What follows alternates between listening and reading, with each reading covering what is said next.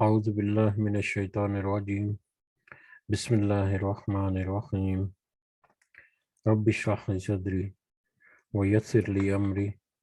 واحلل عقدۃ من لسانی یفقہوا قولی رب یسر ولا تعسر وتمم بالخیر اللہم لا سہل الا ما جعلتہ سہلا وانت تجعل الحزن اذا شئت سہلا اللہم انفعنا بما علمتنا وعلمنا ما ينفعنا وزدنا علما آمین یا رب العالمین۔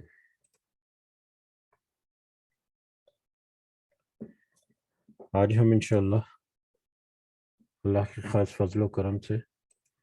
اس کی خاص رحمت سے ہمارے اوپر، اس کی خاص توفیق سے، اس کی عنایت سے انشاءاللہ سورہ ابراہیم کی آیت نمبر 13 سے آنورڈ ہم دیکھیں گے انشاءاللہ۔ سب سے پہلے ہم اسی کا شکر اور اسی کی حمد کرتے ہیں، بیان کرتے ہیں، جس نے ہمیں یہ مہلت دی، جس نے ہمارے دلوں کو اس دنیا کی روانائیوں کے باوجود ان دلوں میں شامل فرمایا، ان لوگوں میں شامل فرمایا جو اس کے دین کو، اس کے کلام کو کچھ سمجھنے کی کوشش کریں، اس دعا کے ساتھ کہ اللہ تعالیٰ ہمیں اس میں کامیابی عطا فرمائے، اس کی ہمیں صحیح سمجھ اور صحیح سمت عطا فرمائے، اور اس سے ہمیں اپنی بھی اور اپنے اہل و عیال کی بھی ہمیں اصلاح کرنے کی اللہ تعالیٰ توفیق عطا فرمائے، اور اس دنیا میں کامیابی کے ساتھ ساتھ اللہ تعالیٰ ہمیں آخرت میں بھی کامیابی عطا فرمائے، آمین یا رب العالمین۔ تو آج ہم انشاءاللہ آیت نمبر 13 سے آنورڈ دیکھیں گے، اور کچھ مختصر انداز میں آج دیکھیں گے، کیونکہ اس کے بعد ہم تھوڑا سا جو آج کل کے ایام ہیں، عشرہ ذی الحجہ جو ہے، اس کی نسبت سے بھی کچھ تھوڑا سا ذکر کریں گے آج۔ تو شروع کرتے ہیں انشاءاللہ آیت نمبر 13۔ اس سے پہلے ہم جو یہ کچھ پچھلی آیات میں یا پچھلے رکوع میں ہم نے جو دیکھا تھا، اس میں حضرت موسیٰ علیہ السلام کے ساتھ یا حضرت موسیٰ علیہ السلام کی قوم کے بارے میں ذکر ہوا کہ اللہ تعالیٰ نے حضرت موسیٰ علیہ السلام سے کہا اور ان کی قوم سے کہا کہ یاد کرو ان کے احسانوں کو جو اس کے اوپر کیے، اس کے باوجود انہوں نے ناشکری کی، اور اللہ تعالیٰ نے ان کو بہت واضح کر دیا کہ جو ناشکری کرنے والے ہوں گے ان کا انجام کیسا ہوگا۔ پھر خاص بات جو پچھلی کچھ آیات میں گزری، اس میں جتنی پچھلی اقوام یا پچھلی جتنی انبیاء کی قومیں، رسولوں کی قومیں جو گزری، جن کا ذکر ہم سورہ اعراف میں اور سورہ ہود میں پڑھ کر آئے ہیں، اور اس کے علاوہ بھی سورہ یوسف میں بھی بنی اسرائیل کے بارے میں، کہ ان سارے رسولوں کے مشترکہ ایک ہی جگہ پر ان کے مشترکہ جو معاملات تھے ان کو مد نظر رکھتے ہوئے اللہ تعالیٰ نے کچھ آیات ذکر کی کہ وہ سارے کے سارے رسول جو ہیں ان کے ساتھ ان کی قوموں نے کیا معاملہ کیا، کہ وہ سارے کے سارے جو قومیں تھیں وہ اللہ کی بابت اپنے رسولوں سے جھگڑا کرتی تھیں، اور یہاں تک کہ ان کو کہہ دیا کہ مطلب اب تمہارے پاس کوئی دلیل ہے تو دلیل پیش کرو، اور معجزات جو ہیں ان کا بھی تقاضا کیا، لیکن اس کے باوجود انہوں نے اس کا انکار کیا، جس کا نتیجہ ان کو اللہ کے عذاب کی شکل میں بھگتنا پڑا۔ اور پھر نبیوں کو اللہ تعالیٰ نے کہا، اور نبیوں نے کہا ان کے کہ کیا وجہ ہے کہ ہم بھروسہ نہ کریں اللہ پر، جبکہ بھروسہ کرنے والے جو ہیں وہ تو صرف اللہ ہی پر بھروسہ کرتے ہیں، ان کو تو اللہ پر بھروسہ کرنا چاہیے۔ تو اس طرح سے پچھلے رسولوں کو ایک مشترکہ یا ایک ہی خطاب کے تحت سارے پچھلے رسول گزرے تھے ان کے بارے میں اللہ تعالیٰ نے کچھ آیات ذکر کی، اور یہ آیات کیونکہ یہ سورہ مبارکہ ہم نے دیکھا کہ ہجرت مدینہ جو ہے اس کے قریب کی تھی، مکہ کے آخری دور میں تقریباً یہ سورہ نازل ہوئی، تو اس وقت کے اعتبار سے اگر دیکھا جائے تو مسلمانوں کی یا نبی کریم صلی اللہ علیہ وسلم کی ایک ذہنی طور پر ان کی تیاری کے لیے بھی یہ بہت اہم آیات ہیں کہ پچھلے رسولوں اور پچھلی قوموں نے ان کے ساتھ کیا کیا، اور پچھلے رسولوں نے کس طرح اللہ کا پیغام پہنچایا، اور پھر ان قوموں کی ہٹ درمی اور انکار کی وجہ سے ان کے اوپر پھر اللہ کا عذاب بھی آیا، اور اللہ تعالیٰ نے ان کو حکم بھی دیا ہجرت کرنے کا۔ پچھلے جو رسول تھے، جب عذاب کا وقت آیا تو ان کو ہجرت کرنے کا بھی حکم دیا، اور وہ رسول جو ہے اپنے وہ لوگ جو ان پر ایمان لائے تھے ان کے ساتھ انہوں نے اس علاقے کو چھوڑ دیا، اور اس میں بعد پھر وہ قومیں جو ہیں ان کو عذاب آیا اور تباہ ہو گئی۔ تو یہ نبی کریم صلی اللہ علیہ وسلم کے لیے اور اس دور کے جو لوگ تھے ان کے لیے بھی ایک رہنمائی تھی، ایک اشارہ بھی تھا کہ پچھلے رسولوں اور پچھلی قوموں کے ساتھ کیسے کیسے معاملات ہوئے، اسی طرح کا معاملہ جو ہے ہو سکتا ہے کہ آپ بھی درپیش ہو جائے۔ تو وہی واقعہ ہوا کہ کچھ عرصے کے بعد ہجرت کا اللہ تعالیٰ نے حکم بھی دیا، اور کس طرح سے مسلمان جو ہے وہ ہجرت کر گیا، اور بعد میں نبی کریم صلی اللہ علیہ وسلم جو ہے وہ بھی ہجرت کر کے گئے۔ بہرحال بڑھتے ہیں آیت نمبر 13 کی طرف۔ اعوذ باللہ من الشیطان الرجیم۔ وقال الذین کفروا، اور کہا ان لوگوں نے جن سب نے کفر کیا، یہ پہلی جو قومیں ہیں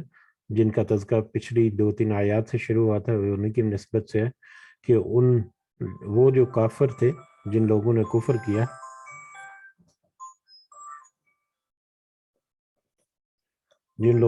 کیا، انہوں نے کہا ان لوگوں سے لرسولہم، اپنے رسولوں سے، لَنُخْرِجَنَّكُم مِّنْ أَرْضِنَا، کہ ضرور بالضرور ہم نکال دیں گے تمہیں اپنی زمین سے، أَوْ لَتَعُودُنَّ، یا ضرور بالضرور تم واپس آ جاؤ گے، فی ملتنا، ہمارے دین میں۔ تو پہلی قومیں جو ہیں انہوں نے اپنے رسولوں سے کہا، جب وقت جو ہے اس وقت تک ان کی جو نصیحت پہنچ گئی کہ انکار کرنے والے جو ہیں وہ مسلسل ہٹ درمی اور انکار کرتے کرتے اب ضد میں آ گئے، اور جیسے جیسے وقت گزرتا گیا ان کی ضد جو ہے اور زیادہ پکی ہوتی گئی، اور زیادہ اڑتے چلے گئے وہ اس میں۔ تو آخر کار ایک وقت آیا کہ رسولوں نے تو نصیحت نہیں چھوڑی، ہو تو اللہ کے حکم کے مطابق اللہ کا حکم اور اللہ کی طرف سے جو آیات تھیں وہ تو برابر ان کو پہنچاتے رہے، لیکن وہ قوم جو ہے وہ اس قدر مطلب زچ میں آ گئی کہ اس نے کہہ دیا کہ اب ہم تمہیں بستی سے نکال دیں گے، یا تمہیں ہمارے دین کی طرف واپس لوٹنا پڑے گا۔ یعنی ان کے خلاف اب انتہا درجے کے اقدامات رسولوں کے خلاف انہوں نے کیے، ان کو قتل کرنے کے درپے بھی ہوئے، اس طرح کی تدابیر بھی، ان کو بستیوں سے نکالنے کی تدابیر کی، ان کے لیے مطلب ایک آخری درجے کے جو اقدامات تھے وہ بھی انہوں نے کیے، اور ان سے ساتھ دھمکی بھی دی کہ اگر تم ہمارے اس دین کی طرف، ہمارے آباء و اجداد کے دین کی طرف واپس نہیں پلٹے تو ہم تمہیں بستی سے نکال دیں گے، یا اس طرح کے معاملات کریں گے۔ سیم یہی سچویشن نبی کریم صلی اللہ علیہ وسلم کے ساتھ بھی ہوئی، حتیٰ کہ ان کو معاذ اللہ قتل کرنے کی بھی تدبیر کی گئی، لیکن اللہ کے تدبیر کے آگے کسی کی تدبیر نہیں چل سکتی۔ پھر ان کے لیے بھی بہت سارے مسائل اور آزمائشیں اور سارا کچھ ہوا۔ تو یہ نبی کریم صلی اللہ علیہ وسلم یا اس وقت کے جو مسلمان ہیں ان کے لیے مشعل راہ کے طور پر بہت ہی اہم آیات تھیں کہ پچھلے رسولوں اور قوموں نے بھی ایسا ہی کیا، رسولوں کے ساتھ بھی ایسا ہوا اور قوموں نے ایسا کیا، تو پھر ان کو ہجرت بھی کرنا پڑی۔ بہرحال فَأَوْحَىٰ إِلَيْهِمْ رَبُّهُمْ، تو وحی کی ان کے رب نے ان کی طرف، ان رسولوں کے رب نے ان کی طرف وحی کی، لَنُهْلِكَنَّ، ضرور ہم ہلاک کر دیں گے، ظالمین، سب ظالموں کو۔ تو اب جب یہ سچویشن آ گئی تو ان رسولوں کی طرف ان کے اللہ نے رب نے وحی کی کہ ہم ان ظالموں کو اب ہلاک کر دیں گے، اب ان کا مہلت جو ہے ان کی وہ ختم ہو گئی، اب ان کا وقت باقی نہ رہا، اب ان کے اوپر عذاب جو ہے وہ آیا کہ آیا۔ وَلَنُسْكِنَنَّكُمْ، اور یقیناً ضرور ہم آباد کریں گے تمہیں، الارض، اس زمین میں، من بعدہم، اس کے بعد، ذالک، یہ وعدہ، لمن، اس کے لیے ہے جو خاف مقامی، جو ڈر گیا میرے سامنے کھڑا ہونے سے، وخاف وعید، اور جو ڈر گیا میری وعید سے۔ اور یہ وعدہ جو ہے ان لوگوں کے لیے ہے، کون سا وعدہ؟ کہ اس کے بعد ہم ضرور تمہیں زمین میں آباد کریں گے، یعنی ایک قوم جو ہے اس قوم کو تباہ و برباد کر کے اس کے اوپر عذاب نازل کر کے اس کے بعد ہم دوسری زمین میں تمہیں ضرور آباد کریں گے، یا دوسری جگہ پر تمہیں ضرور آباد کریں گے، یہ تمہاری قوم کو، تمہاری نسل کو ہم ضرور آباد کریں گے اور پروان چڑھائیں گے۔ اور یہ بات ان کے لیے تھا جو اللہ کے سامنے کھڑے ہونے سے ڈر گئے۔ اللہ کے سامنے کھڑے ہونے سے مطلب اللہ کے مقابل کھڑے ہونے میں، یا اللہ کے مقابلے میں کھڑا ہونے سے ڈر گئے، جنہوں نے اللہ کی نصیحت جو ہے پکڑ لی اور اللہ کی نصیحت کا انکار کرنے سے ڈر گئے۔ یہ نہیں کہ اپنی مرضی سے جو دل کیا وہ اچک لیا اور جو دل کیا وہ چھوڑ دیا، بلکہ اللہ کے احکامات کو مان کر اس کی اپوزیشن کرنے سے ڈر گئے، اس کی مخالفت کرنے سے ڈر گئے۔ اور اللہ تعالیٰ نے جو وعیدیں دی، جو تنبیہ کی، جو قیامت کے بارے میں عذاب کے ذکر ہوا یا دنیا میں جو عذاب آیا ان سے جو ڈرایا گیا، اس سے وہ ڈر گئے۔ ان کے لیے وہ تھا کہ ان کو پھر بعد میں اللہ تعالیٰ نے دوسری زمین میں دوبارہ ضرور آباد کرنے کا وعدہ کیا، جو کہ پورا بھی کیا۔ اور ہم نے دیکھا کہ جتنے انبیاء، جتنے رسولوں کا ذکر ہم نے پڑھا، وہ یہی کہ وہ عذاب سے پہلے وہاں سے کوچ کر گئے اور دوسری جگہ پر جا کر انہوں نے آباد کاری کی، اور وہاں پر پھر ان کی نسل جو ہے وہ پروان چڑھی۔ وَاسْتَفْتَحُوا، اور سب رسولوں نے فتح مانگی، وَخَابَ كُلُّ، اور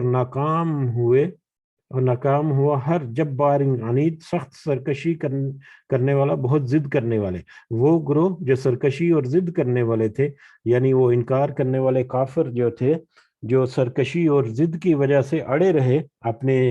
اپنے بیانیے پر، تو ان کی ناکامی کا سامنا پڑا، جبکہ اس کے مقابلے میں اللہ تعالیٰ نے رسولوں کو فتح دی، سب رسولوں نے اللہ سے فتح طلب کی۔ اس کا ترجمہ یہ استفتحو کو ہے،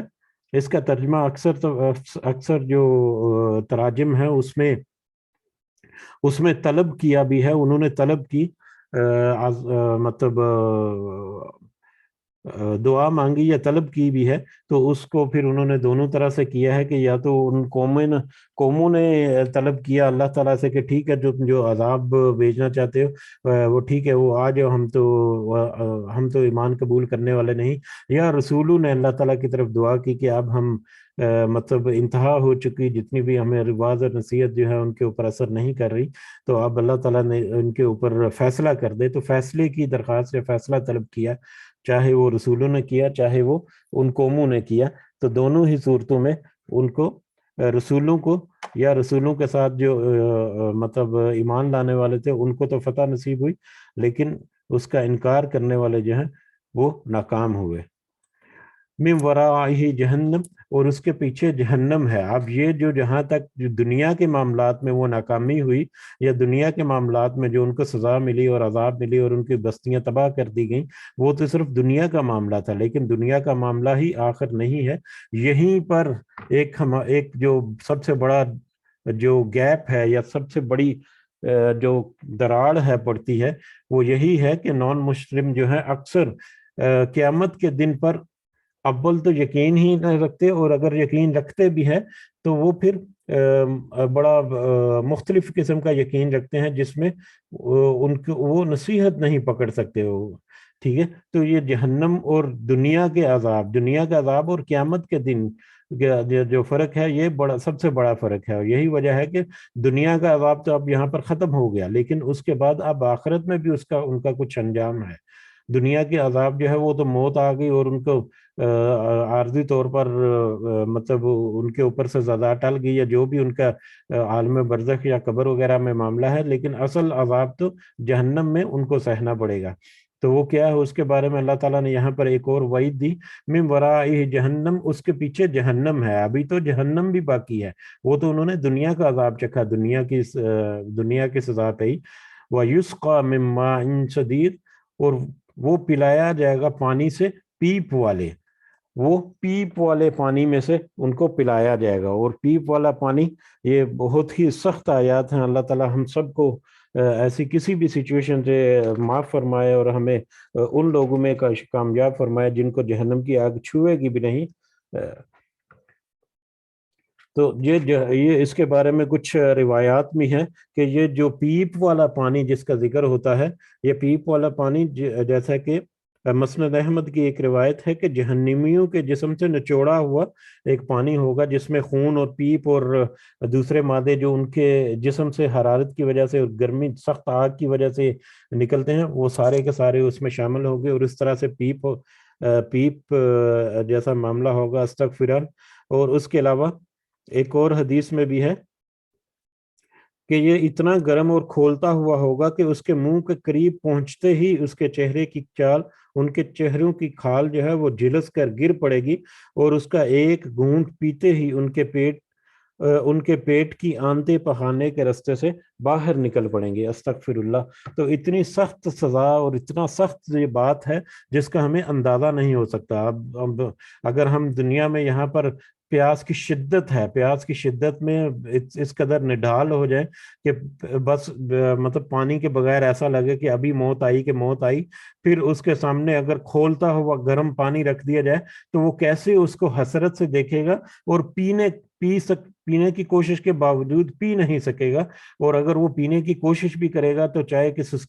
جو چسکی ہوتی ہے اس طرح سے اگر وہ پی بھی لے گا تو اس کا منہ جلے گا، لیکن اس کو پھر حلق سے کیسے نیچے اتارے گا۔ تو استغفر اللہ، یہ بہت ہی سخت آیات ہیں۔ اللہ تعالی ہم سب کو اس طرح کی کسی بھی سزا سے محفوظ رکھے، اس دنیا میں بھی اور خاص کر آخرت میں، کہ ہمیں اللہ تعالیٰ کامیاب لوگوں میں شمار فرمائے، اللہ تعالیٰ ہمیں آگ کے عذاب سے بچائے، اللہ تعالیٰ ہمیں آگ کے عذاب سے بچائے کہ کس قدر سخت عذاب ہوگا۔ یتجرعہ، وہ مشکل سے گھونٹ گھونٹ پیے گا، جیسے ابھی ذکر ہوا کہ ابلتا ہوا گرم پانی، پیپ جو ہے خون اور پسینہ اور جلد کے دوسرے مادے اور اس میں گوشت بھی گلا ہوا، اور جس طرح سے خدا نخواستہ وہ پیپ ہوگی تو وہ مشکل سے گھونٹ گھونٹ پیے گا، چسکی لگا کر پینے کی کوشش کرے گا۔ ولا یکاد یسیغہ، اور نہ قریب ہوگا وہ حلق سے اتار سکے، لیکن اس کی کیفیت ایسی ہوگی کہ وہ حلق سے نہیں اتار سکے گا، اس قدر وہ گرم اور شدید مطلب گندگی سے بھرا ہوا، پیپ سے بھرا ہوا پانی ہوگا۔ اس کو مجبوری کی حالت میں اگر پیے گا بھی تو وہ اسے حلق سے نیچے نہیں اتار سکے گا، اس قدر اس کی شدت اور حدت ہوگی۔ وَيَأْتِيهِ، اور وہ آئے گی اس کے پاس، الموت، موت، اور موت اس کے پاس آئے گی، من کل مکان، ہر طرف سے، اس کو ہر طرف سے موت اپنے قریب آتی نظر آئے گی۔ وما ہوا، اور نہیں ہوگا وہاں، اور نہیں ہوگا وہ بمیت، ہرگز مرنے والا، حالانکہ وہ وہاں پر ہرگز مرنے والا نہیں ہوگا، اس کو ہر وقت ہر سمت سے موت اپنی طرف نظر آتی آئے گی، اپنی طرف آتی نظر آئے گی، یا یہ کہہ لے کہ وہ ہر لمحہ موت کی تمنا کرے گا، موت کی آرزو کرے گا، لیکن وہاں پر تو پھر موت نہیں آئے گی۔ جیسے کہ ایک حدیث کا پہلے ہم نے ذکر کیا کہ قیامت کے دن موت کو بھی مینڈی کی شکل میں لا کر میدان میں لا کر ذبح کر دیا جائے گا، یعنی کہ وہاں پر موت کو بھی مار دیا جائے گا، اس کے بعد کسی کو کبھی موت نہیں آئے گی، جس کے جو حالات ہیں وہ ابدی ہوں گے۔ ہاں، صرف مومنین جن کے جو شرک سے پاک ہوں گے، وہ اللہ تعالیٰ کے خاص فضل و کرم سے ایک خاص سچویشن کے تحت ایک خاص وقت پر وہاں سے جہنم سے نکال دیے جائیں گے، لیکن وہ بھی ایک بہت کڑا اور سخت ٹائم ہوگا، ایک لمحہ بھی وہاں پر انتہائی اذیت ناک ہوگا جس کا ہم یہاں پر تصور بھی نہیں کر سکتے۔ بہرحال وہاں پر ان کو ہر طرف سے موت نظر آئے گی، لیکن پھر بھی مرنے والے نہیں ہوں گے، ہرگز وہ مرنے والے نہیں ہوں گے۔ وَمِن وَرَائِهِ عَذَابٌ غَلِيظٌ، اور اس کے پیچھے ایک عذاب ہے بہت سخت، یہ اتنا ہی عذاب نہیں، اس کے پیچھے اور بھی سخت عذاب ہیں، یعنی ان کے اوپر عذاب پر عذاب آتا رہے گا، مسلسل عذاب رہے گا، اور اس میں کوئی کمی نہیں ہوگی۔ استغفر اللہ العظیم۔ مثل الذین کفروا، مثال ان لوگوں کی جن سب نے کفر کیا۔ اب یہ لوگ جن کا جہنم میں یہ انجام ہوا، جن کا جہنم میں یہ حالت ہوگی، ان لوگوں کے بارے میں یہاں پر کہ ان لوگوں کی مثال ایسی ہے، یہ جو کافر جو ہیں جنہوں نے، اب یہ بار بار میں ریپیٹ کراتا ہوں کہ کفروا کا مطلب جو ہے ہمیں کرنا چاہیے انکار کیا، وہ لوگ جنہوں نے اللہ کے احکامات کا انکار کیا، اللہ کے احکامات کے بارے میں اپنی مرضی کی، اپنی مرضی سے جب دل کیا کر لیا، جب دل کیا نہیں نہیں کیا تو اس وقت انہوں نے اپنی مرضی کی، اللہ کے حکم کا انکار کیا۔ اللہ کے حکم کا تو اگر مطلب پیروی کرنی ہے تو پھر تو ان کو مسلسل عمل کرنا ہے اور اللہ کے احکامات کے مطابق کرنا ہے، لیکن اگر اپنی مرضی سے کرنا ہے تو پھر اس کا نتیجہ ڈیفرنٹ بھی ہو سکتا ہے۔ بہرحال جنہوں نے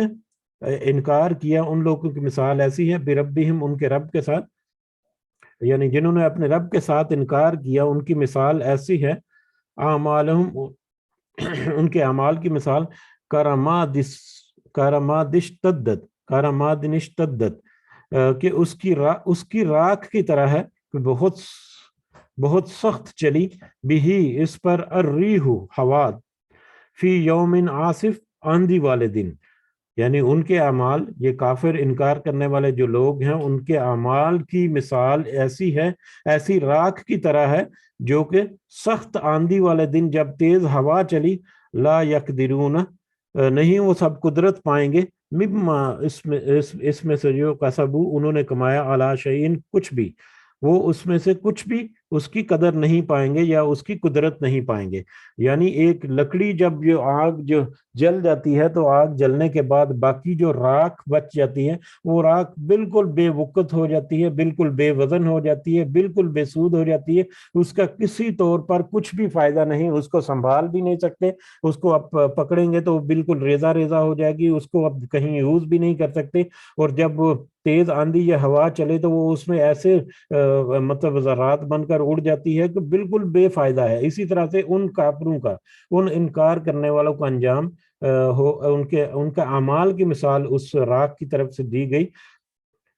کہ دنیا میں تو انہوں نے لکڑی جلا کر یا اس سے آگ حاصل کر لی یا حرارت حاصل کر لی یا کھانا وانا پکا لیا، یا دنیا میں جو بھی انہوں نے فائدہ جو ہے وہ طلب کر لیا، اور باقی جو اس لکڑی سے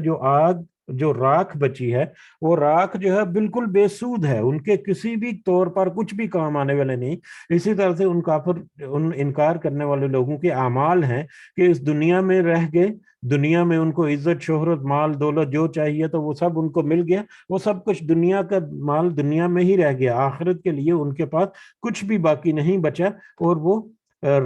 اس راکھ کی طرح وہ ضائع ہو گیا، بالکل بے وقت ہو گیا، اور اس راکھ کی طرح اس کی وہ کچھ بھی قدرت نہیں پائیں گے، اس کا کچھ فائدہ نہیں پائیں گے وہ بعد میں، اس کے بعد۔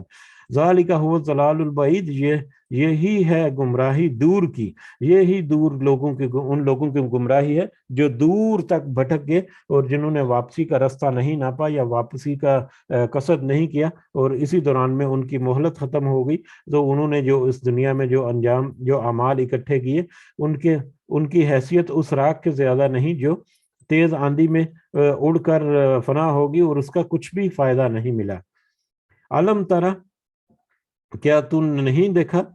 ان اللہ خلق السماوات والارض، کہ بے شک اللہ نے پیدا کیا آسمانوں کو اور زمین کو۔ کیا تو نے نہیں دیکھا کہ بے شک اللہ نے آسمانوں اور زمین کو پیدا کیا، بالحق، حق کے ساتھ، ایک بڑی تدبیر کے ساتھ۔ جب یہ نبی کریم صلی اللہ علیہ وسلم کا کہنے کے اس وقت کے لوگوں کے ساتھ خطاب ہے کہ کیا تم نے یہ نہیں دیکھا کہ کس طرح سے، کس تدبیر کے ساتھ اور کس حق کے ساتھ اللہ تعالیٰ نے آسمانوں اور زمین کو پیدا کیا، جس میں بہت ساری نشانیاں پہلے بھی ذکر ہو چکی، اور ان کا یہ ماننا بھی کہ ہاں یہ آسمانوں اور زمین کی پیدائش جو ہے یہ صرف اور صرف اللہ کے لیے ممکن ہے، اس میں تو ان کی کوئی دو رائے نہیں تھی۔ ان یشاء یذہبکم، اگر وہ چاہے تو وہ لے جائے تمہیں، وہ یاتی بخلق جدید، اور لے آئے ایک نئی مخلوق، اور وہ اللہ جس نے آسمانوں اور زمین کو پیدا کیا، اس کے لیے تو کچھ مشکل نہیں، اس کے لیے تو کچھ مشکل نہیں کہ وہ تمہیں لے جائے اور تمہاری جگہ پر ایک نئی مخلوق لے آئے، یعنی تمہیں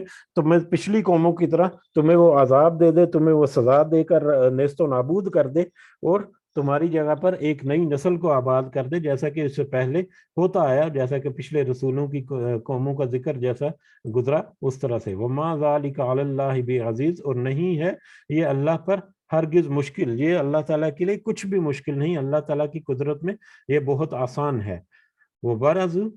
اور وہ سب پیش ہوں گے، للہ، اللہ کے سامنے، جمیعاً، سب کے سب، اور सब के सब अल्लाह के सामने पेश होंगे, क़यामत के दिन सब हाजिर होंगे वहां पर। फ़क़ाल अज़्ज़ुअफ़ाउ लिल्लज़ीना इस्तकबरू, और तो कहेंगे वहां पर ज़ईफ कमजोर लोग उन लोगों से जिन सब ने तकब्बर किया। यानी दुनिया में कुछ लोग ऐसे हैं जो कमजोर हैं और कुछ लोग ऐसे हैं जो ताकतवर हैं। कमजोर और ताकतवर का यहाँ पर जो मुआवजना, यहाँ यहाँ पर जो ताल्लुक है इस आयत में, वो ये है कि ताकतवर जो है उनके पीछे चलने वाले लोग जो कमजोर थे, यानी इस दुनिया में वो लोग जो मालो दौलत या शोहरत या इज्जत और रुतबा रखने वाले हैं, और उनकी पैरवी करने वाले लोग, वो लोग जो उनके पीछे चलते हैं, उनको फिर आइडियलाइज करते हैं, उनसे मरगूब होकर, उनसे मुतासर होकर उनके पीछे चलते हैं, चाहे वो जोर जबरदस्ती से हो, चाहे वो उनसे मुतासर होकर हो, किसी भी तरह से। ये दुनियावी मामलात में भी हो सकता है, दीन के मामलात में भी हो सकता है कि बहुत अच्छा बयान करने वाला है लेकिन उसका अकीदा सही नहीं, उसका अमल सही नहीं, तो वो बहुत सारे लोगों को मुतासर करके अपने पीछे फिर लेकर चलेगा। बहरहाल बहुत सारी शक्लें इसकी हो सकती हैं। तो क़यामत के दिन कमजोर लोग कहेंगे उन लोगों से जिन सब ने तकब्बर किया, यानी जिनके पीछे वो चले दुनिया में, या दुनिया में जो बड़ा अपने आप को बड़ा कहने वाले लोग जो हैं, उनसे जो उनकी पैरवी करने वाले कमजोर लोग जो है वो कहेंगे, क्या कहेंगे, ये अल्लाह के सामने खड़े होकर क्या कहेंगे क़यामत के दिन का मामला ये, इन्ना कुन्ना लकुम तबआन, कि बेशक हम थे तुम्हारे लिए तो ताबे, हम तो तुम्हारी पैरवी करने वाले थे, हम तो तुम्हारे पीछे चलने वाले थे। फहल अंतुम मुगनून, तो क्या तुम काम आने वाले हो, क्या तुम सब काम आने वाले हो, अन्ना हमसे, मिन अजाबिल्लाहि, अल्लाह के अजाब से, मिन शैइन, कुछ भी। तो आज जब ये अल्लाह का अजाब हमारे सामने है, तो क्या तुम अब हमारे कुछ काम आ सकते हो, या तुम हमारे कुछ काम आने वाले हो। यानी दुनिया में तो हमने तुम्हारे पीछे चले, दुनिया में ना हमने तुम्हारी पैरवी की, या दुनिया में हम तुम्हारे पीछे लग कर अपना जो वक्त था वो जाया कर दिया, या जैसा भी वक्त हमने गुजारा तुम्हारे पीछे गुजारा हमने। तो अब यहाँ पर हमारे सामने ये मामला आ गया अल्लाह के अजाब का, तो क्या तुम अब उससे हमें निजात दिला सकते हो। ये हमें सोचना चाहिए कि हम किन लोगों के पीछे पड़े हैं, किन किन की पैरवी कर रहे हैं, या वो लोग जो गलत गाइड करते हैं, गलत तरफ डायरेक्शन लेकर आते हैं हमारे लिए। और कुफार जो है वो तो बहुत वाज़े तौर पर हमारे सामने आते हैं, तो उनके बारे में कि क़यामत के दिन वो किसी कुछ भी काम नहीं आ सकेंगे किसी के भी।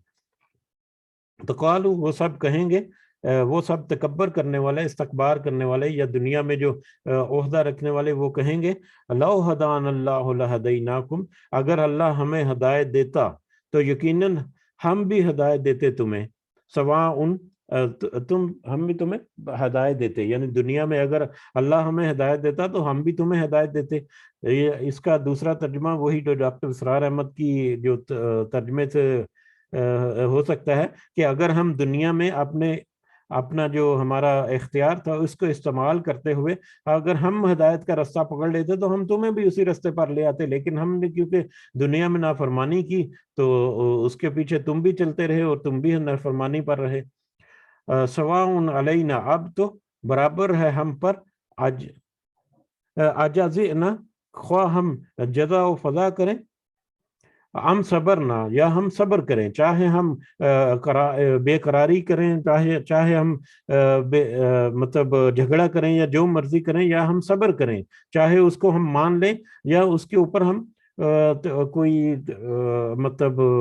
उसकी तरदीद करें या उसके ऊपर मुखालफत करें या उसके ऊपर बेकरारी का इजहार करें, जो भी हम मामला करने इस वक्त मा लना मिन मखीस, नहीं है हमारे लिए भागने की कोई जगह। यानी हम यहाँ पर जो मर्जी कर लें, चाहे हम सब्र करें, चाहे हम यहाँ पर तड़पे और जो भी सजा है उसको सहें, अब हमारे लिए कुछ फायदा नहीं, अब यहाँ से भागने की कोई जगह नहीं। बल्कि कुछ तफासिर में मैंने पढ़ा है कि वहाँ पर लोग जो है वो जन्नत वालों को, ये जहन्नमियों का आपस में जो तज़किरा है या आपस में जो उनका मुकालमा है उसका जिक्र है, तो अब यहाँ तक कहेंगे कि جو جنت میں گئے ہیں لوگ، انہوں نے دنیا میں صبر کیا، تو اب ہم یہاں پر بھی صبر کر کے دیکھ لیتے ہیں، کوئی ہو سکتا ہے ہمیں ہمیں اب یہاں سے چھٹکارا مل جائے، لیکن وہ چاہے وہاں پر صبر کریں، چاہے وہ بے قراری کریں، جو مرضی کریں، جس طرح کا مرضی معاملہ کریں، وہاں سے ان کو اب بھاگنے کی جگہ نہیں ملے گی۔ وہاں پر اللہ تعالیٰ کی پکڑ اتنی سخت ہے کہ اللہ تعالیٰ کی فضل اور اس کی رحمت کے علاوہ وہاں پر کسی کے اوپر کوئی چیز کام نہیں آئے گی۔ وما علینا الا البلاغ المبین، یہیں پر رکتے ہیں آج۔ آج کی آیات میں بہت سخت آیات بھی تھیں، ان کی بہت زیادہ تشریحات جو ہیں وہ بھی موجود ہیں۔ اللہ تعالیٰ سے خاص دعا ہے کہ اللہ تعالیٰ ہمیں جہنم کے آگ کے کسی بھی درجے کی آگ اور کسی بھی درجے کی سزا سے ہم اللہ تعالیٰ محفوظ رکھے، اور اللہ تعالیٰ ہمیں دنیا میں اس قابل بنائے کہ ہماری مہلت ختم ہونے سے پہلے ہمارے نامہ اعمال میں کم از کم اتنے ثواب یا اتنے اعمال ضرور ہوں کہ ہم جب قیامت کے دن اٹھیں تو ہم ان کامیاب لوگوں میں شمار ہوں جو دنیا میں ہی، جو پہلے ہی راؤنڈ میں کامیابی کے ساتھ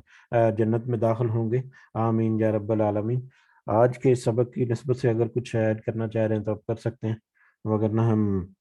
اگلی ٹاپک کی طرف بڑھتے ہیں انشاءاللہ۔ جزاکم اللہ خیرا کثیرا۔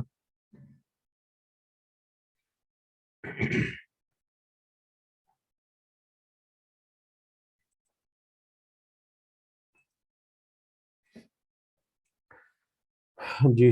جیسا کہ ہم سب کو پتا ہے کہ ہم افضل ترین دنوں میں سے جو 10 دن ہیں، ان 10 دنوں کے درمیان سے ہم گزر رہے ہیں، اور 2 عشرے جو ہیں، ایک سال کے درمیان 2 عشروں کی بہت زیادہ فضیلت ہمیں ملتی ہے۔ ایک عشرہ جو ہے وہ رمضان المبارک کا آخری عشرہ ہے، اور دوسرا عشرہ ذی الحجہ کا پہلا عشرہ جو ہے۔ رمضان المبارک کا آخری عشرہ جو ہے وہ رات کی عبادات اور رات کی جو تنہائیوں میں جو اللہ تعالیٰ کی طرح حضور توبہ قبول پیش کرنا، اور رات کی عبادات کے معاملے میں عشرہ رمضان جو ہے، رمضان کا آخری عشرہ جو ہے وہ انتہائی اہمیت اور فضیلت کا حامل ہے، جبکہ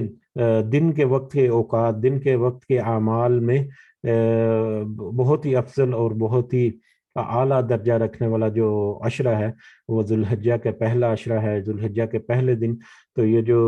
کچھ یہاں پر پیغامات ہیں، اس طرح کے پیغامات تو یقیناً آپ نے بہت سارے دیکھے ہوں گے، سوشل میڈیا پر بہت وائرل ہیں، تو جس طرح کے بھی آتے ہیں کوشش کریں کہ ان کو ضرور ریویو کریں، اور جہاں تک ممکن ہو ان میں اپنا جو ہے روزمرہ کے معمولات جو ہیں یہ 10 دن کے، ان میں سے ضرور اپنائیں۔ اور جیسا کہ ذکر کیا تھا، ہماری سسٹر ہیں زاہدہ اقبال لاہور سے، وہ کچھ مطلب کچھ تبلیغ و ترویج کا کام جو ہے وہ کرتی رہتی ہیں، تو انہوں نے مجھے کہا تھا کہ وہ کچھ ذکر کرنا چاہ رہی ہیں، لیکن ایک تو کبھی کبھی ان کا نیٹ کا پرابلم ہوتا ہے جس کی وجہ سے وہ آن لائن نہیں ہو سکتی، یا ویسے کچھ وجوہات کی بنا پر انہوں نے مجھے اپنی آڈیو کلپ جو ہے وہ مجھے واٹس ایپ پہ بھیجا، اور انہوں نے مجھے ایڈوائز کیا، یا ان کی اجازت کے ساتھ میں یہ ویڈیو جو ہے آڈیو کلپ جو ہے وہ آپ کے ساتھ میں شیئر کروں گا، تاکہ انہی کی زبانی وہ جو ذکر کرنا چاہ رہی ہیں وہ آپ خود سن لیں۔ اس کا موضوع جو ہے یہ سامنے آپ کے سامنے ہے۔ اس بیان کا موضوع جو ہے وہ تکبیرات ہیں،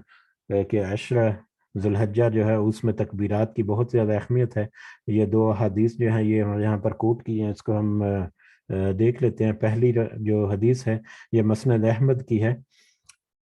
سیدنا عبداللہ بن عمر رضی اللہ تعالیٰ عنہ سے روایت ہے، رسول اللہ صلی اللہ علیہ وسلم نے فرمایا، اللہ کے ہاں ان 10 دنوں میں، یعنی یہ عشرہ ذی الحجہ کے 10 دن جو ہے، ان 10 دنوں سے زیادہ عظمت والے کوئی دن نہیں، اور ان دنوں میں کیے جانے والے اعمال میں سے زیادہ کوئی عمل محبوب نہیں۔ ان دنوں میں کیے جانے والے اعمال سے زیادہ کوئی عمل محبوب نہیں، لہذا کثرت سے تحلیل یعنی لا الہ الا اللہ، تکبیر یعنی اللہ اکبر، اور تحمید یعنی الحمدللہ پڑھا کرو۔ اسی طرح سے یہ صحیح بخاری کی ایک حدیث ہے، امام بخاری رحمۃ اللہ سے فرماتے ہیں کہ سیدنا عبداللہ بن عمر رضی اللہ تعالیٰ عنہ اور سیدنا ابو ہریرہ رضی اللہ تعالیٰ عنہ ان 10 دنوں میں بازار کی طرف نکلتے تو دونوں تکبیرات پڑھتے اور لوگ بھی انہیں دیکھ کر تکبیرات پڑھ دی. یعنی یہ دونوں صحابی رسول صلی اللہ علیہ وسلم جو ہیں وہ بازاروں کی طرف نکل جاتے اور تکبیرات کا اہتمام کرتے, تکبیرات پڑھتے, اور ان کے پیچھے پیچھے یا ان کا دیکھا دیکھی اس وقت کے لوگ جو ہیں وہ بھی تکبیرات پڑھتے. جو پہلے عشرہ جو ہے اس میں تکبیرات کا پڑھنا جہاں تک ممکن ہو وہ بھی ایک بہت اہمیت کا حامل ہے ان دو احادیث کی روشنی میں. تو ان تکبیرات کے بارے میں ہماری جو محترمہ باجی ہیں وہ کیا کہتی ہیں اس کو ہم سنتے ہیں انشاءاللہ.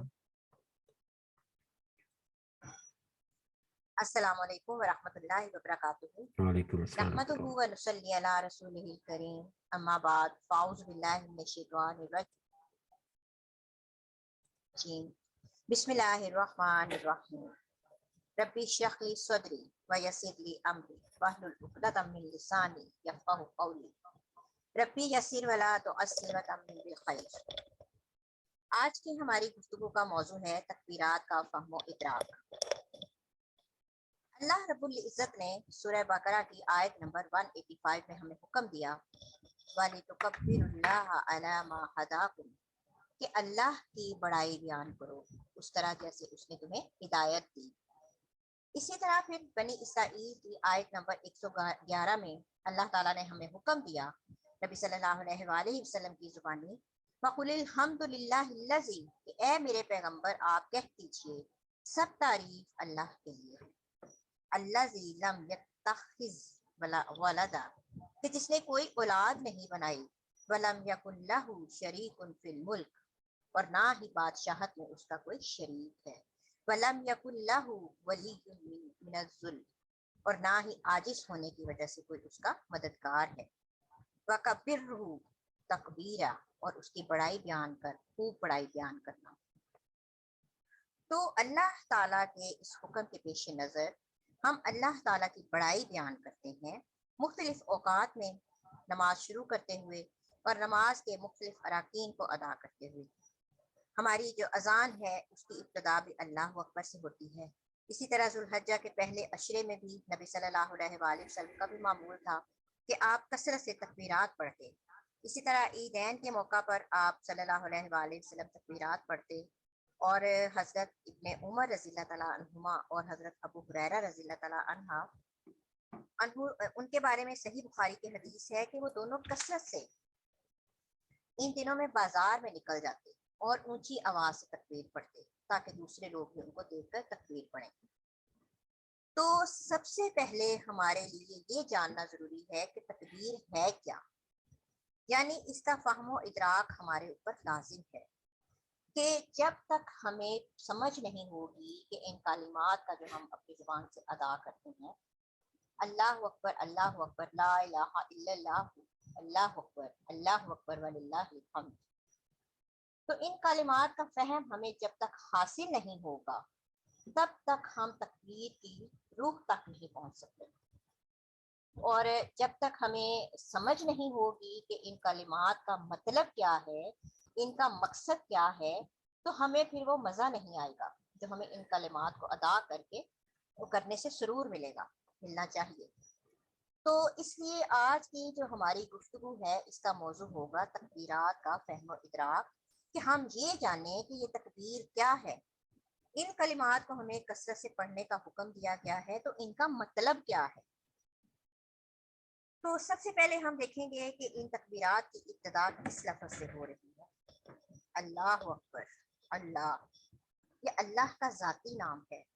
جو کسی اور سے منسوب نہیں ہو سکتا, جس کے بارے میں سورہ مریم میں اللہ تعالیٰ نے فرمایا کیا تو کوئی اس کا ہم نام جانتا ہے, یعنی کہ اللہ کا کوئی ہم نام نہیں ہے. یہ اللہ تعالیٰ کا ذاتی نام ہے جس کے اندر اللہ تعالیٰ کے تمام اسماء و صفات آ جاتے ہیں جو اللہ تعالیٰ نے ہمیں سکھائے یا اللہ تعالیٰ نے ہمیں نہیں سکھائے. اب اللہ تعالیٰ کا مطلب ہے حقیقی معبود. ڈاکٹر سعید بن علی قحطانی رحم اللہ اپنی کتاب شرح اسماء اللہ الحسنی اس کے اندر لکھتے ہیں کہ اللہ اس ذات کو کہا جاتا ہے جو حقیقی معبود ہے, جو اپنی تمام مخلوق پر عبادت اور بندگی کا حق رکھتا ہے. اسی طرح علامہ ابن کثیر رحم اللہ نے لکھا کہ اللہ جو ہے رب و تبارک و تعالیٰ کا نام ہے، یہی اسم اعظم ہے، کیونکہ یہ تمام عمدہ صفات کے ساتھ موصوف ہوتا ہے، جیسا کہ سورۃ الحشر کی آخری 3 آیات کے اندر اللہ تعالیٰ نے بتایا هو اللہ الذی لا الہ الا ہوا، کہ اللہ وہ ذات ہے لا الہ الا ہوا، کہ جس کے علاوہ کوئی سچا معبود نہیں، اور کون ہے؟ عالم الغیب والشہادہ، جو غیب اور حاضر کو جاننے والا ہے، هو الرحمن الرحیم، وہی بے حد رحم والا نہایت مہربان ہے، هو اللہ الذی لا الہ الا ہو، وہی اللہ ہے جس کے علاوہ کوئی سچا معبود نہیں، الملک جو بادشاہ ہے، القدوس جو بہت پاک ہے، السلام جو سلامتی والا ہے، المؤمن جو امن دینے والا ہے، المحیمن جو نگہبان ہے، العزیز جو سب پر غالب ہے، الجبار جو اپنی مرضی چلانے والا ہے، المتکبر جو بے حد بڑائی والا ہے، سبحان اللہ عما یشرکون، اللہ تعالیٰ پاک ہے ان تمام سے جن کو وہ شریک ٹھہراتے ہیں، هو اللہ وہی اللہ ہے، الخالق جو خاکہ بنانے والا ہے، الباری جو ڈھالنے والا ہے، المصور جو تصویر بنانے والا ہے، لہ الاسماء الحسنی، اس کے لیے اچھے اچھے نام ہیں، یسبح لہ ما فی السماوات والارض، زمین و آسمان کی ہر چیز اسی کی تسبیح بیان کرتی ہے، وہو العزیز الحکیم، اور وہی سب پر غالب کمال حکمت والا ہے۔ تو اسی طرح آیت الکرسی کے اندر اللہ تعالیٰ نے فرمایا کہ اللہ وہ ہے جس کے علاوہ کوئی سچا معبود نہیں، وہ ہمیشہ زندہ رہنے والا ہے، جو بغیر سہارے کے خود بھی قائم ہے اور دوسروں کو بھی قائم رکھنے والا ہے۔ تو جب تک ہمیں اپنے رب کی پہچان نہیں ہوگی تب تک کسی بھی نیکی کو کرنے کا کوئی فائدہ نہیں ہوگا۔ تو اللہ کی پہچان، اپنے خالق کی پہچان بہت ضروری ہے۔ تو اس لیے آج انشاءاللہ ہم کوشش کریں گے کہ ہم اپنے رب کی کچھ پہچان حاصل کر سکیں۔ لفظ اللہ تعالیٰ کا، لفظ جو اللہ ہے یہ اللہ تعالیٰ کا ذاتی نام ہے، یعنی کہ اللہ وہ ہے جس سے بڑا کوئی وجود انسان تصور ہی نہیں کر سکتا، اور اللہ وہ ہے جو ہر چیز سے بڑا ہے۔ اس کے بعد دوسرا لفظ ہے اکبر۔ اکبر جو ہے یہ اللہ تعالیٰ کے ناموں میں سے ایک نام ہے کہ جس کا مطلب ہے کہ موجودات میں سے سب سے زیادہ کامل اور سب سے زیادہ عزت اور عظمت والا ہے، اپنے علاوہ ہر چیز سے وہ بڑا ہے۔ تو اس کلمے کے اندر اللہ تعالیٰ کی بڑائی بیان کی جا رہی ہے کہ وہ ایسی ذات ہے جس سے اونچا کوئی نہیں، یعنی اس سے بڑا وجود انسان تصور ہی نہیں کر سکتا۔ اور اس سے آگے جو کلمات ہیں، لا الہ الا اللہ، اللہ کے علاوہ کوئی بھی سچا معبود نہیں، لا الہ نہیں کوئی معبود جس کی عبادت کی جائے، لا الہ نہیں کوئی جو ہمیں پیدا کر سکے، لا الہ نہیں کوئی جو ہماری جو بیماری کو موت اختیار کرنے والا ہے، یعنی جو ہماری موت کا اختیار رکھتا ہو، لا الہ کوئی ایسا نہیں جو ہمیں شفائیں دے سکتا ہو،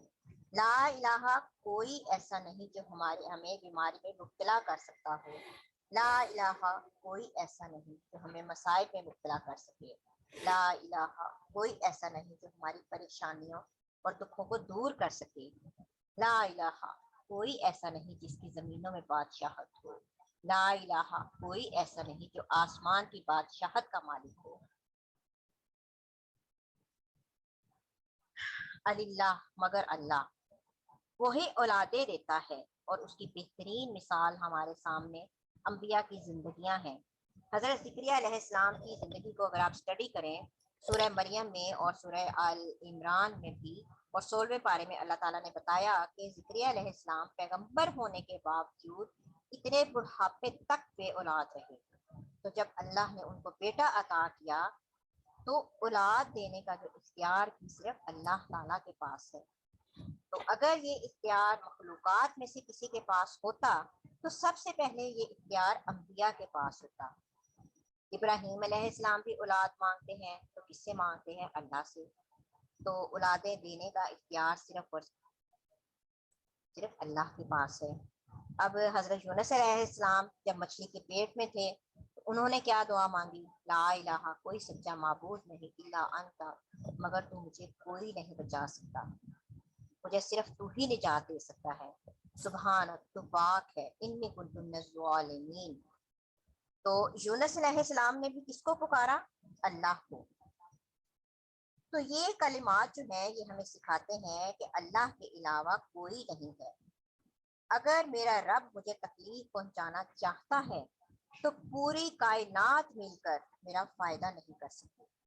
اور پوری کائنات مل کر مجھے فائدہ پہنچانا چاہے اور میرے رب نے میرے ساتھ تکلیف کا ارادہ کیا ہے تو پھر پوری کائنات مجھے فائدہ نہیں پہنچا سکتی۔ لا الہ الا اللہ،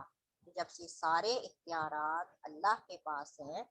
تو پھر عبادت کا مستحق بھی وہی ہے، رزق بھی صرف اللہ دیتا ہے۔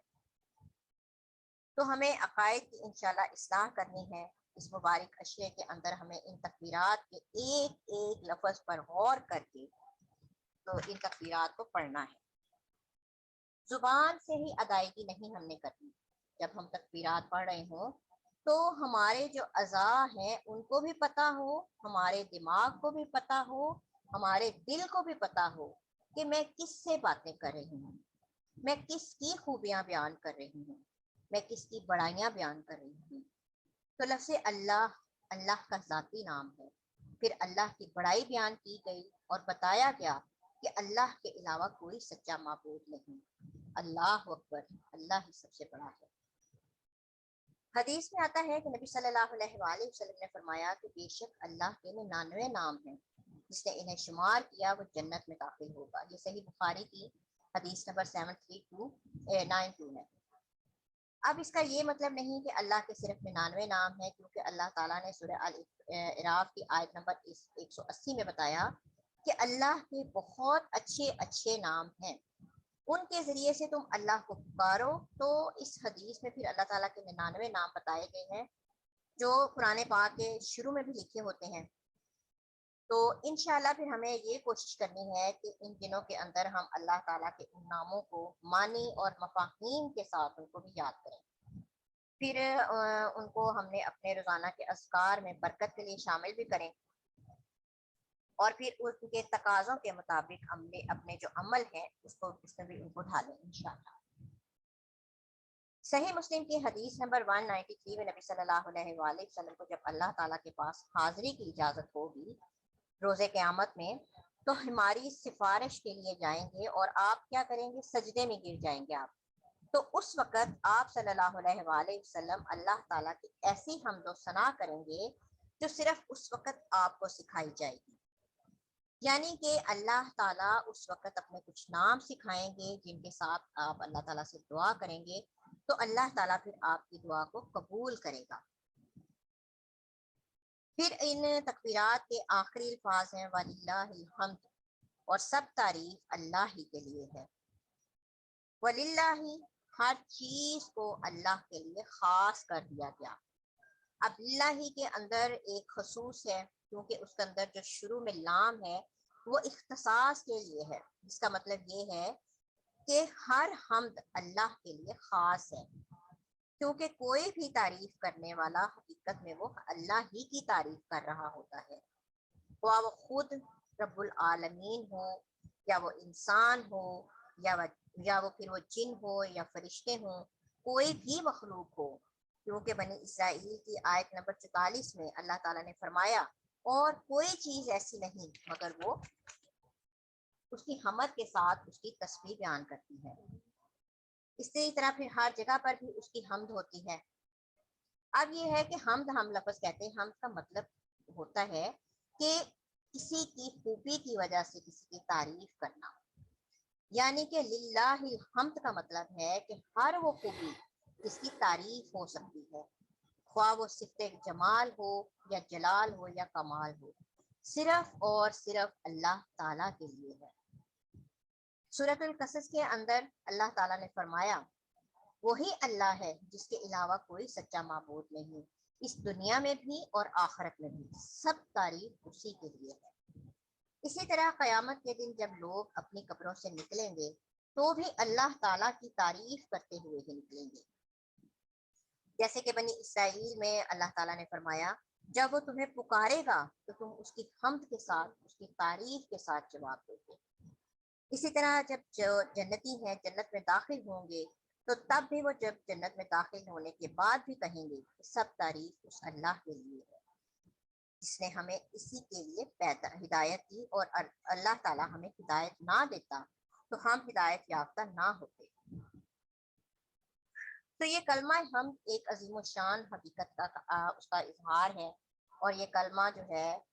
کہ شکر بھی ہے اور ایک مکمل دعا بھی ہے۔ اسی طرح نبی صلی اللہ علیہ وآلہ وسلم نے فرمایا کہ سب سے افضل ذکر لا الہ الا اللہ ہے، اور سب سے افضل دعا الحمدللہ ہے۔ یہ ترمذی کی حدیث ہے۔ تو اگر ہم ان ساری باتوں کو ذہن میں رکھ کر یہ کلمات ادا کریں گے تو کیا ہمیں سرور نہیں ملے گا؟ ضرور ملے گا۔ اس لیے ہم نے انشاءاللہ اب اس عشرے میں جب تکبیرات پڑھنی ہے تو ان تمام باتوں کو ذہن میں رکھتے ہوئے، سمجھتے ہوئے کہ میں کس سے بات کر رہی ہوں، میں کس کی تعریفیں کر رہی ہوں، تو ذرا سوچئے کہ مخلوقات میں سے اگر ہم کسی سخی کے پاس جائیں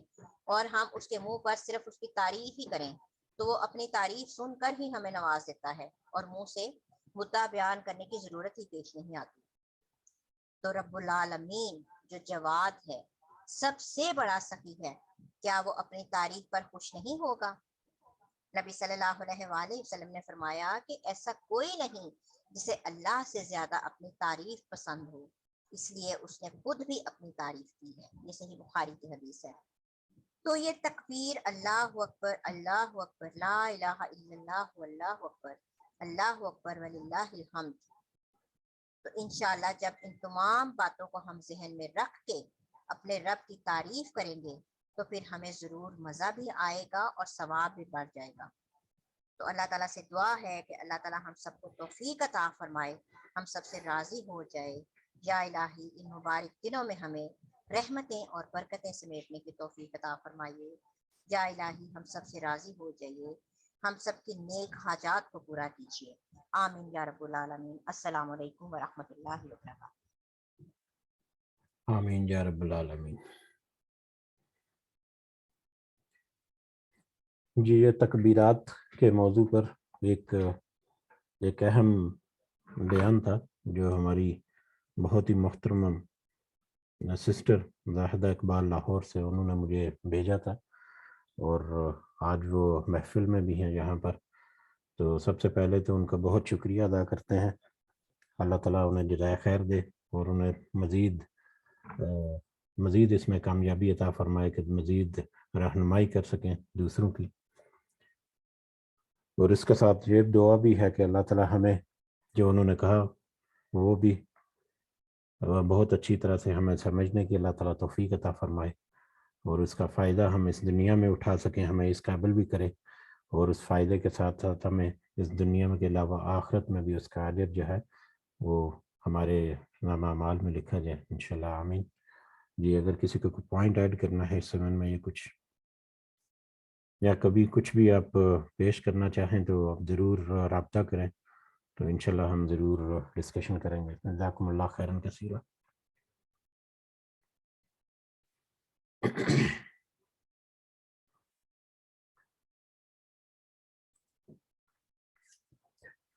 جی، اس امید کے ساتھ کہ آج ہم نے جو پڑھا، جو سمجھنے کی کوشش کی، وہ یقیناً ہمارے لیے بہت اہمیت کا حامل ہے، خاص کر جو آیات آئیں جہنم کے بارے میں، بہت ہی زیادہ دردناک عذاب کی، اور یہ صرف نشانیاں، یہ صرف ہمیں اشارہ اللہ تعالیٰ نے دیا، پریکٹیکلی کتنی مشکل ہوں گی ہمیں اس کا اندازہ نہیں ہو سکتا، اور ان سے چھٹکارا حاصل کرنے کے لیے، ان سے نجات پانے کے لیے بڑے آسان سے نسخوں میں سے ایک نسخہ جو تکبیرات کے بارے میں آج ہماری سسٹر نے ہمیں بتایا، اس کو بھی ہم اپنے زندگی میں لاگو کر سکتے ہیں، اور ان 10 دنوں کے علاوہ بھی یقیناً اللہ تعالیٰ کی تعریف کے کلمات جو ہیں، اللہ تعالیٰ کا ذکر، وہ بہت ہی زیادہ خصوصی اہمیت کا ہماری زندگی میں۔ اس دعا کے ساتھ کہ اللہ تعالیٰ ہمیں اس میں استقامت نصیب فرمائے اور اس میں ہمیں صحیح سمجھ اور صحیح سمت عطا فرمائے۔ اللہ تعالیٰ ہمیں ہمارے والدین کو خاص اپنے فضل و کرم میں رکھے، جو اس دنیا میں حیات ہیں اللہ تعالیٰ انہیں صحت سے بھرپور زندگی عطا فرمائے۔ جو اس دنیا سے گزر چکے ہمارے والدین، بہن بھائی، رشتہ دار، عزیز و کرب اور سارے مسلمان، اللہ تعالیٰ سب کو اپنے خاص فضل و کرم سے جنت الفردوس میں اعلیٰ مقام عطا فرمائے۔ رب ارحمہما کما ربیانی صغیرا، رب ارحمہما کما ربیانی صغیرا، رب ارحمہما کما ربیانی صغیرا۔ ربنا تقبل منا انک انت السمیع العلیم وتب علینا انک انت التواب الرحیم۔ سبحان ربک رب العزۃ عما یصفون وسلام علی المرسلین والحمد للہ رب العالمین۔ سبحانک اللہم وبحمدک اشہد ان لا الہ الا انت استغفرک واتوب الیک۔ جزاکم اللہ خیرا۔ السلام علیکم ورحمۃ اللہ وبرکاتہ۔